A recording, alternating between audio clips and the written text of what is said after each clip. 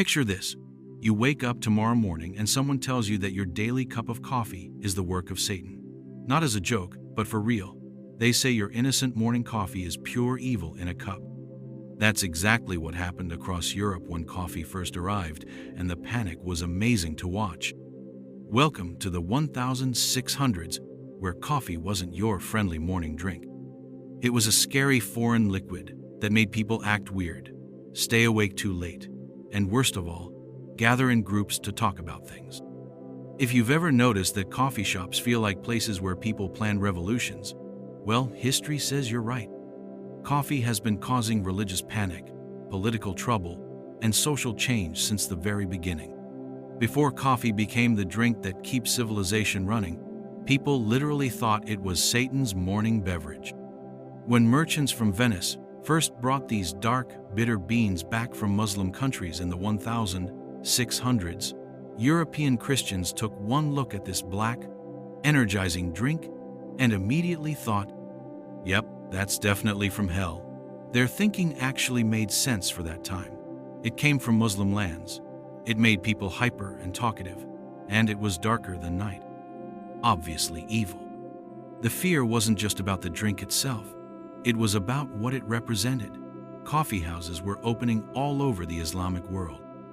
These were places where men gathered to drink this mysterious brew and have heated discussions about everything from poetry to politics. To European eyes, these looked like secret meeting places for conspiracies and revolutionary thinking. They weren't completely wrong either. Some of history's biggest political movements literally got their energy from caffeine. But here's where it gets interesting. Coffee's journey from devil's brew to blessed drink involved one of the most entertaining religious arguments of that time period. Pope Clement VIII was facing pressure from Christian merchants who wanted to make money from this profitable trade. So the Pope supposedly tasted coffee himself and said it was too delicious to be Satan's work. Instead, he blessed it, basically giving Christianity's official approval to what people had thought was a drink of the damned. That single papal taste changed everything. Suddenly, coffee wasn't just okay to drink, it was practically holy. Coffee houses began opening across Christian Europe, first in Venice, then spreading like wildfire through major cities. What had been forbidden became fashionable. What had been demonic became divine. The change was incredible. Within decades, coffee went from being considered Satan's drink to being so popular that European powers would fight wars over tiny tropical islands where coffee grew. Cities redesigned themselves around coffee houses. Entire economies shifted to serve this new addiction. Social customs changed to include coffee service. Even marriage contracts started, including promises about providing enough coffee. What makes this story even more fascinating is how coffee kept its revolutionary spirit even after getting blessed. Coffee houses in Europe became known as schools of the seditious and penny universities. They were places where people from different social classes could sit together, read newspapers, debate politics, and plan everything from business deals to actual revolutions. Kings and emperors grew nervous about these establishments, and some even tried to ban them entirely. The irony is delicious. A drink once condemned as Satan's brew became the fuel for the Enlightenment, the scientific revolution, and the rise of democratic ideas. Coffee helped create the modern world by keeping philosophers awake to write, revolutionaries alert to plot, and ordinary citizens caffeinated enough to care about politics. Coffee also changed daily life in ways people didn't expect. Before coffee, Europeans mostly drank alcohol throughout the day because water wasn't safe. Beer for breakfast, wine for lunch, ale for dinner. Coffee gave people their first widely available non-alcoholic alternative that actually made them more alert instead of drowsy. Imagine the productivity boost when an entire civilization switched from being mildly drunk all day to being caffeinated instead. Tonight, we're diving into the rich, dark, and surprisingly controversial history of the world's most beloved drug. From Ethiopian goat herders to Venetian merchants, from Ottoman coffee houses to papal blessings, this is the story of how humanity went from suspicion to complete obsession with coffee beans, one blessed sip at a time. By the early 1600s, Coffee was no longer a strange new thing in Europe, it was becoming a habit. In Italy especially, merchants, students, and curious travelers had fallen in love with it. Coffee houses were spreading, and with them came long evenings of conversation, music, and debate. For many, it was harmless fun. For others, especially the more cautious members of the church, it looked like a dangerous new trend. To understand why some people were so worried, we have to remember the times. Europe was deeply religious. The Catholic Church had great power, and its leaders believed they had a duty to protect people from moral and spiritual danger. Since coffee came from Muslim lands, some churchmen suspected it might carry more than just beans in its baggage. They thought it might be part of a subtle plot, something designed to tempt Christians away from tradition. The rumors grew. People whispered that coffee was Satan's drink, sent to trick believers. It was bitter, black, and came from the hands of people the church saw as outsiders. To those who were suspicious, it was easy to believe that such a drink could be spiritually harmful. Some priests even called for a ban, arguing that Christians should avoid it completely. But here's the thing, bans are hard to enforce when people really like something. Even with warnings from the pulpit, coffee houses stayed busy. The more the drink was attacked, the more curious others became. In cities like Venice, well-dressed men and women were openly drinking it, ignoring the warnings. Coffee had become too popular to be quietly pushed away. The debate grew so loud that it reached Pope Clement VIII. By this time, the Pope was not just a religious leader. He was a political figure, respected and feared across Europe. If he declared coffee sinful, it could disappear overnight in Catholic lands. If he approved it, it would be free to spread without fear. According to the most famous version of the story, Pope Clement decided to judge for himself. Instead of relying on gossip and warnings, he had a cup brought to him. It was dark and steaming, with that same strong aroma people loved or feared. Some of his advisors may have expected him to take a cautious sip and reject it. But he didn't. He tasted, and he liked it. In fact, he is said to have joked that coffee was so delicious it would be a shame to leave it only for non-Christians to enjoy. He supposedly said, "We shall cheat Satan by baptizing it, giving it his blessing." Whether the exact words are true or not, the result is certain. The Pope did not ban coffee. Instead, he allowed it, which was as good as an official approval. From that moment, the devil's brew was no longer forbidden, it was welcome at Christian tables. And with that papal nod, coffee's future in Europe was secure. But its rise had only just begun. Once Pope Clement VIII gave coffee his blessing, it was as if a door had swung wide open. Almost overnight, the drink moved from being something whispered about to something proudly served in public. And with it came the start of a whole new kind of social space, the European coffee house. The first coffee houses in Europe didn't appear in London or Paris, they started in Venice, around the mid-1600s. Venice made perfect sense as coffee's entry point. The city was a hub of trade, its ships bringing goods from the Ottoman Empire straight into Europe. Spices, silk, and now sacks of roasted coffee beans all passed through its busy canals. Merchants who had tasted the drink abroad wanted it at home, and they had the money to make it happen. These early coffee houses were very different from the smoky, noisy taverns most Europeans knew. Instead of ale or wine, the tables were set with small cups of steaming coffee.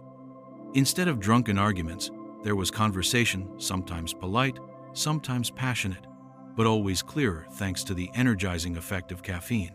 The atmosphere was lively, but not wild. People quickly realized that these places weren't just for drinking, they were for meeting. They became a kind of living room for the city, somewhere to exchange news, trade ideas, or simply watch the world go by. Business deals were struck over coffee. Political discussions took root. Artists, scholars, and merchants found themselves at the same tables. The idea spread quickly. Coffee houses began opening in other Italian cities, then across Europe. Each city gave them its own twist. In Oxford, England, one early coffee house became known as the Penny University, because, for the price of a penny for a cup, you could join in conversations with learned men and leave wiser than you came. But while coffeehouses attracted thinkers and traders, they also drew suspicion from rulers. The problem wasn't the drink, it was the talk.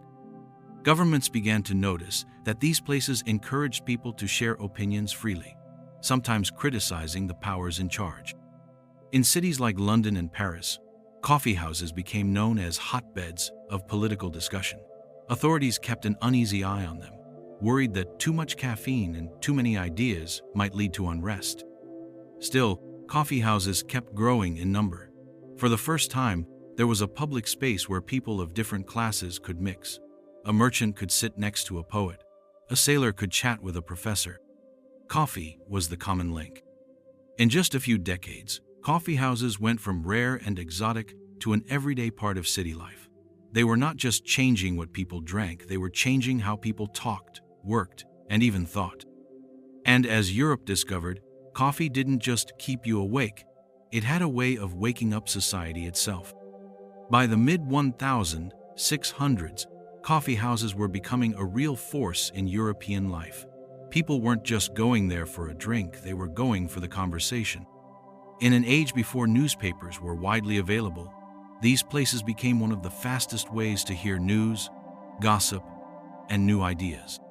The coffee itself played a big part in this. Unlike alcohol, which could slow the mind and loosen the tongue in a sloppy way, coffee sharpened it. People stayed alert, spoke clearly, and remembered what was said. It was a drink for thinkers, traders, and planners. A merchant could discuss prices with a ship captain. A writer could share a new poem with strangers at the next table. A politician could quietly listen to what ordinary people were saying. Soon, coffeehouses began to earn nicknames.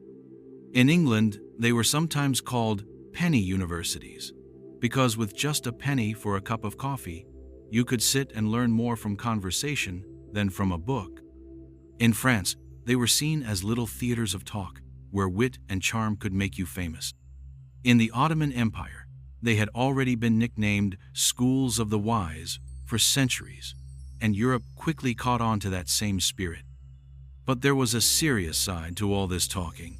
New ideas could spread like wildfire in a coffeehouse. Political debates, philosophical theories, and plans for trade or exploration could pass from one person to another in minutes. Leaders began to notice that coffeehouses were not just places for harmless chatter, they were becoming centers of influence. This made some rulers nervous. In 1675, England's King Charles II even tried to ban coffeehouses, claiming they were places where false news was spread and people plotted against the government. But the ban was unpopular, and it failed within days. People simply loved their coffee too much. In Paris, things worked a little differently. Coffeehouses became fashionable spots for artists, scientists, and writers. Some of France's most famous thinkers, like Voltaire, were regulars. Voltaire reportedly drank up to 50 cups a day, sometimes mixing coffee with chocolate for extra flavor. To him, coffee wasn't just a pleasure, it was fuel for his work. By the end of the 17th century, coffeehouses had become a kind of unofficial network across Europe. A traveler could go from Venice to London to Vienna and always find a coffeehouse to sit in, a drink to enjoy, and people ready to talk. This made coffeehouses something entirely new in European society. Open spaces where ideas could meet and mix. They weren't controlled by the church or the state, and that freedom was powerful. In many ways, the rise of coffee in Europe wasn't just about taste, it was about the birth of a new kind of public life. At first, coffee in Europe was a rare and expensive treat. The beans had to be shipped from faraway lands first, from Yemen through Ottoman ports, then later from European colonies in Asia and the Americas. This made it costly, and for a time, only the wealthy or well-connected could afford to drink it regularly. In the early days, serving coffee at home was a sign of status. Wealthy families would bring out special coffee pots made of silver or porcelain, with cups decorated in fine designs. Coffee wasn't just a drink, it was a display. Guests would be served in the best room of the house, and the smell alone would show them they were among people of means. But as demand grew, so did supply. European traders began looking for ways to control the coffee trade themselves. instead of buying through the Ottomans. The Dutch were the first to succeed. In the late 1600s, they secretly smuggled coffee plants out of Yemen and began growing them in their colony of Java in Indonesia. From there, they shipped the beans directly to Europe, lowering costs and breaking the Ottoman monopoly. The French soon followed, planting coffee in their Caribbean colonies. The British planted it in Jamaica. Later, the Portuguese grew it in Brazil. The more places coffee was grown, the cheaper it became to import. By the 1700s, it was no longer a rare luxury, it was becoming part of daily life. This shift changed how people saw coffee. It moved from royal courts and grand merchant houses into ordinary homes and small neighborhood cafes. In cities like Vienna, London, and Paris, you could find coffee not just in fancy establishments but also in modest stalls and shops. The drink became part of the rhythm of the day, morning, midday, or evening. And coffee was adaptable. People drank it black, with sugar, or with milk. Some added spices like cinnamon or cardamom, borrowing from Middle Eastern traditions. Others preferred to blend it with chocolate, creating rich, sweet drinks that became fashionable in Paris. In colder countries, coffee was often served piping hot in thick mugs. In warmer climates, it could be cooled or mixed with ice when available. As coffee became more common, so did the rituals around it. Families might gather for a morning cup before work, friends might meet for an afternoon chat over coffee, and travelers might stop for one before a long journey. It was no longer only for scholars, merchants, or nobles, it was for everyone. By the early 18th century, coffee had done something remarkable. In just over 100 years, it had gone from an exotic curiosity viewed with suspicion to a familiar, everyday drink across much of Europe. And it wasn't slowing down, it was just beginning to shape entire cultures.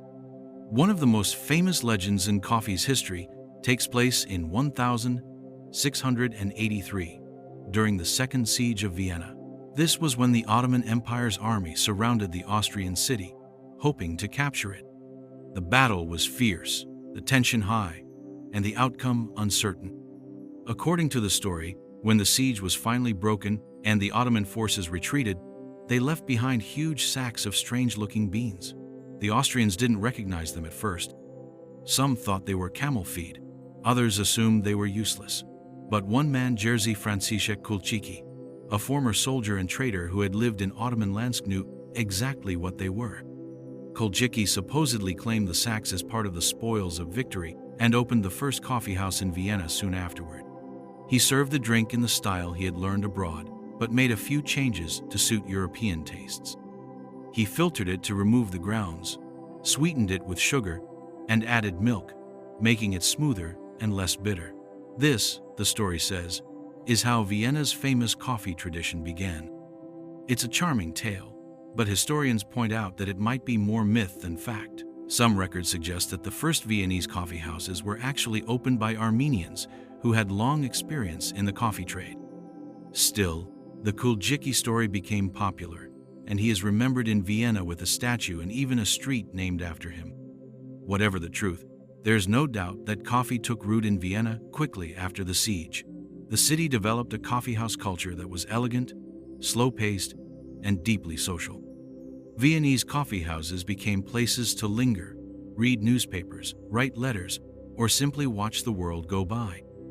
They served not just coffee but also pastries, a tradition that continues today with famous treats like the Sachertorte and apple strudel. One of the most enduring contributions of Vienna's coffee culture was the idea of coffee with milk and sugar as a standard option, something that would spread to other parts of Europe. Before this, coffee was often drunk black and unsweetened, especially in the Middle East. The Viennese version made it softer, richer, and more approachable for people who weren't used to its bitterness. The siege itself was a turning point in European history, but for coffee, it was the start of a legend. Whether or not Kulczycki truly introduced it to Vienna, the story captures something important. Coffee was no longer just a foreign import. It was becoming part of European life, woven into its victories, myths, and daily habits. From here, coffee's story in Europe would only grow larger, spreading into new lands, inspiring new customs, and sometimes causing more than a little controversy. By the early 1700s, Europe was entering a period of big ideas and big changes. Historians call it the Enlightenment time, when science, reason, and debate began to challenge old ways of thinking. And guess what was often fueling those long, thoughtful conversations? Coffee. Coffeehouses were the perfect meeting place for this new age. They were open to anyone who could afford a cup, and once inside, you could talk with people from all walks of life.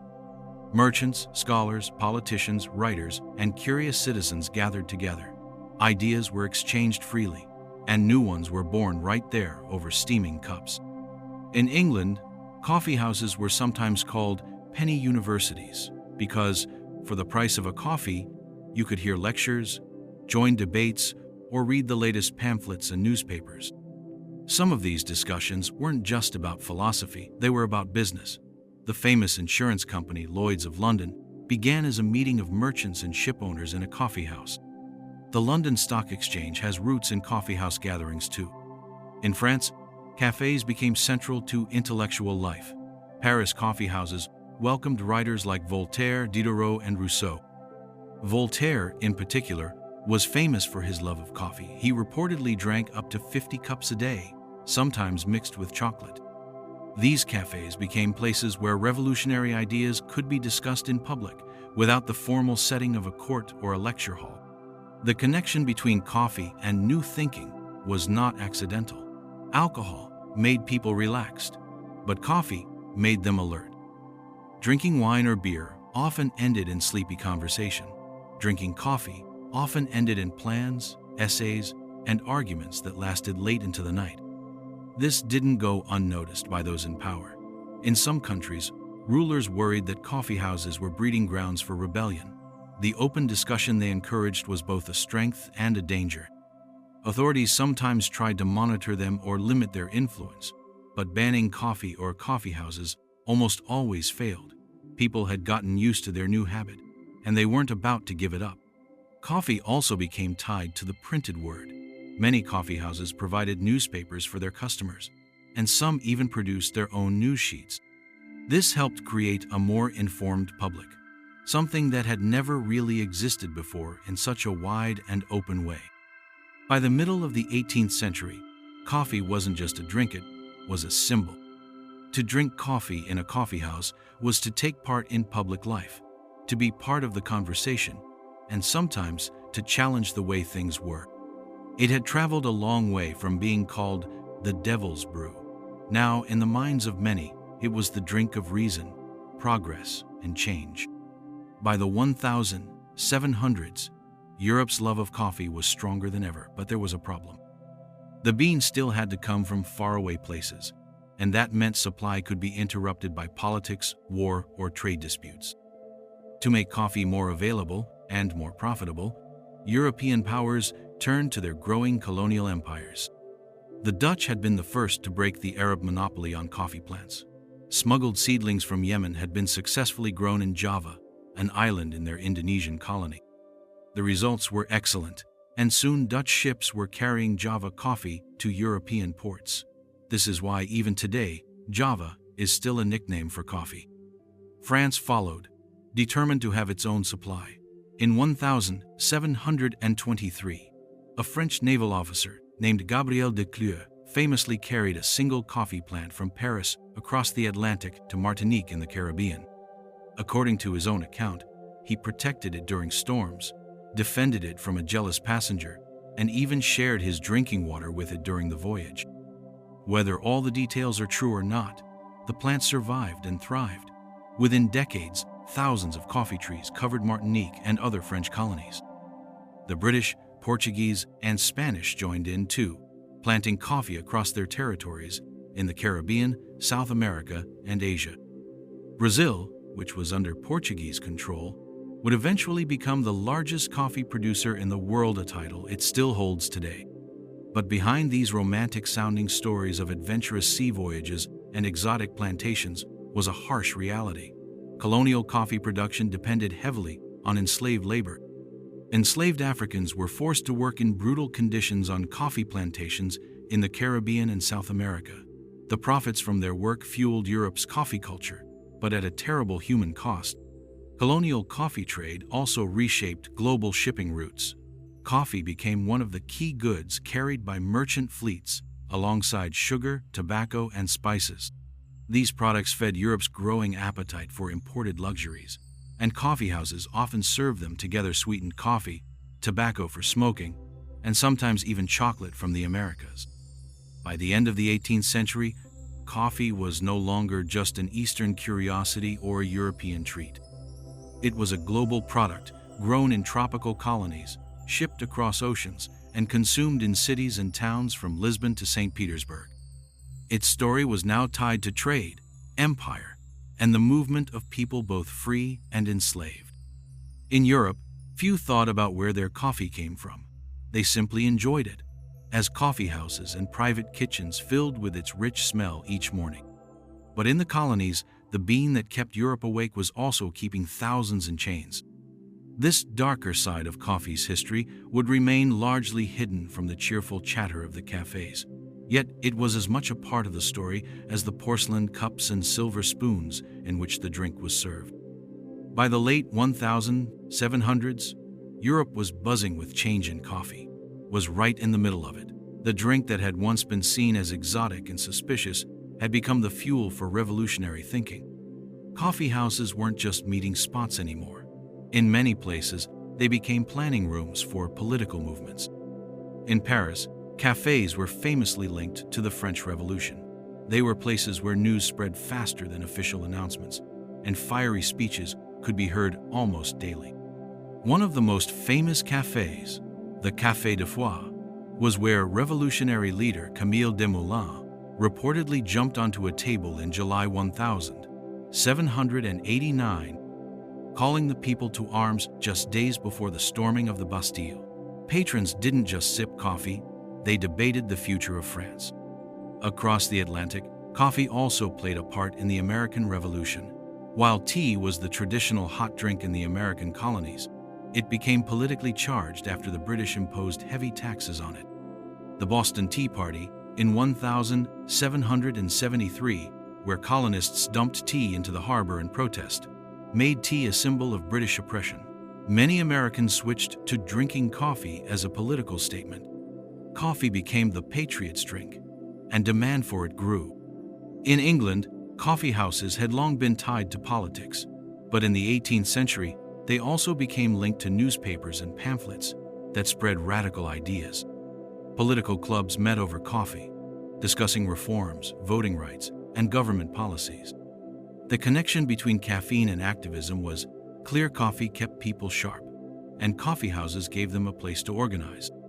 Even outside Europe and America, coffee and politics were mixing. In the Ottoman Empire, coffeehouses had already been spaces for discussing politics, sometimes to the annoyance of rulers who feared unrest. This tradition carried over into Europe, where leaders often kept a close eye on what was said over the coffee cups. What made coffeehouses so dangerous to those in power was that they were open to many social classes.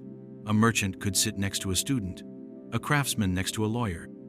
In an age when society was still divided by class and rank, this mixing was unusual and powerful. People could share grievances, compare experiences, and come to realize they had common goals.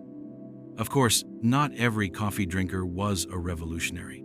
Many people still came for simple pleasures: the taste, the warmth, the company. But in times of political tension, the same place that hosted chess games and poetry readings could, in an instant, become a center for protest planning.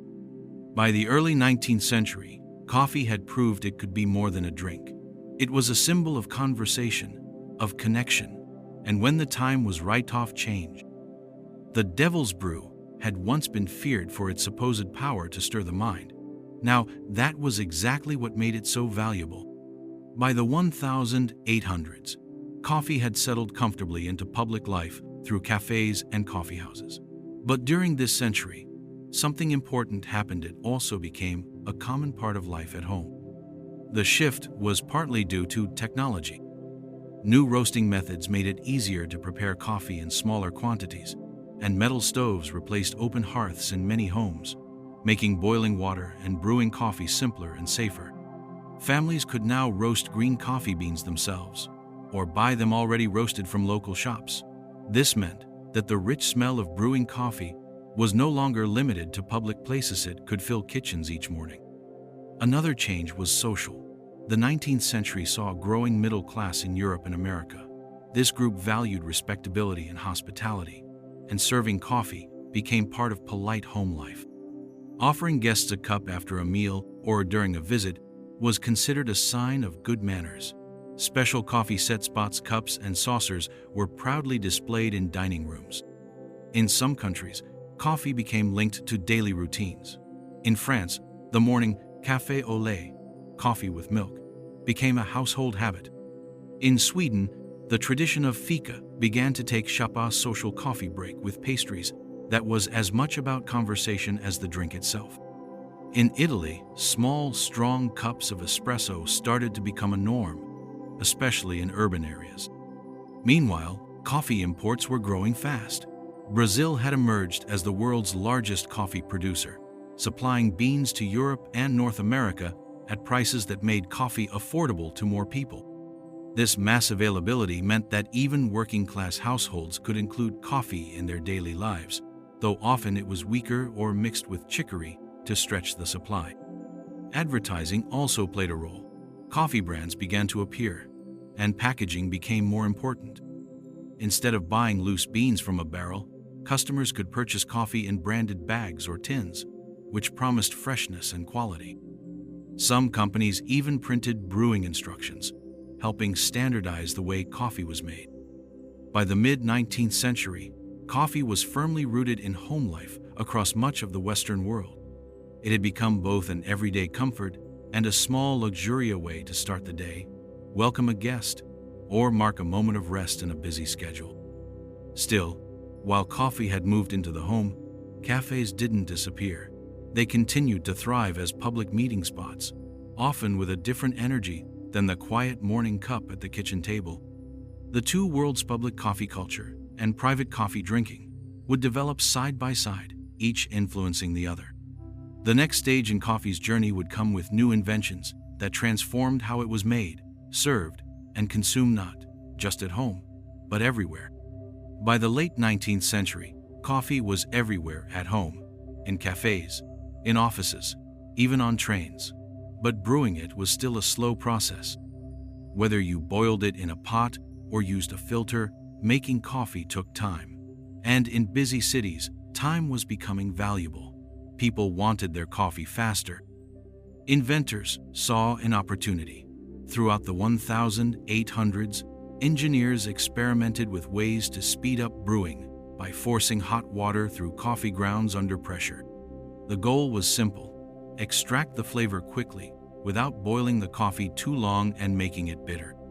In 1884, Angelo Moriando of Turin, Italy, patented a machine that used steam and water under pressure to make coffee faster than ever before. His invention was more of a bulk brewer for cafes than the single-serving espresso machines we know today, but it was a start. Others soon improved on the idea. The big breakthrough came in the early 1900s, when Luigi Bezzera and Desiderio Pavoni in Milan refined the design. Their machine could brew small, concentrated cups of coffee, strong, rich, and topped with a light layer of golden foam called crema. This was the birth of espresso, named after the Italian word for express, or fast. Espresso wasn't just a quicker way to drink coffee, it was a new experience. It delivered intense flavor in a fraction of the time and space of a regular cup. Italian cafes began serving it at counters, allowing people to order, drink, and leave in just a few minutes. This was perfect for the fast pace of modern city life. Meanwhile, other coffee innovations were appearing. In France, the metal drip pot gained popularity. In Germany, paper coffee filters were invented by Melita Benz in 1908, making cleaner, smoother coffee possible at home. In the United States, percolators became a standard kitchen item, endlessly recycling hot water through coffee grounds until the desired strength was reached, sometimes too strong. These inventions changed more than just taste, they reshaped coffee culture. Espresso machines turned cafés into lively, quick-stop hubs, especially in Italy, where standing at the bar with a tiny cup became a daily ritual. Filter coffee and percolators encouraged more frequent brewing at home, making coffee an all-day companion instead of just a morning drink. By the early 20th century, coffee was no longer a slow, formal ritual for special occasions. It was quick, available, and adaptable to every schedule. Whether you had 5 minutes before catching a train or a whole afternoon to linger with friends, there was a way to enjoy it. The Devil's Brew had now gone fully modern, powered by steam, shaped by industry, and more popular than ever. When the 20th century began, coffee was already part of daily life in much of the world, but worse, especially the two world wars, would change how and where people drank it. Coffee wasn't just a comfort anymore, it became a lifeline for soldiers and civilians alike. During World War I, 1914, 1918, armies quickly realized that coffee boosted morale. Soldiers needed something warm, energizing, and easy to make in the field. Coffee fit perfectly. In the United States, the military provided coffee rations to troops, and field kitchens were set up to brew it in large batches. Soldiers often remembered these moments, shuttling around a steaming mug in a muddy trenches, some of the few small comforts in grim conditions. Back home, coffee drinking also grew. Families sent coffee to loved ones at the front, and cafés promoted it as a patriotic drink. In countries like France and Britain, where imports were disrupted, people sometimes stretched their coffee supply by mixing it with roasted chicory, grains, or even ground acorns. It wasn't the same, but the habit stayed alive. World War II, 1939, 1945, brought an even bigger coffee story. The U.S. military worked with instant coffee makers to provide soldiers with a quick, portable caffeine boost. Brands like Nescafé and Maxwell House supplied tons of instant coffee to troops. Soldiers could make it in their canteens in just a minute, anywhere from North Africa to the Pacific Islands. For many servicemen, this was their first taste of instant coffee, and they brought the habit home after the war. Instant coffee exploded in popularity in the late 1940s and 1950s, becoming a staple in households around the world. It was quick, easy, and didn't require special equipment. Coffee also played a role in wartime diplomacy. In 1940, U.S. President Franklin D. Roosevelt reportedly offered coffee to British Prime Minister Winston Churchill during one of their meetings, a small gesture that carried a sense of friendship and normalcy in a chaotic time. In countries occupied during the war, coffee could be a rare treasure. People found creative ways to mimic its flavor when real beans were unavailable.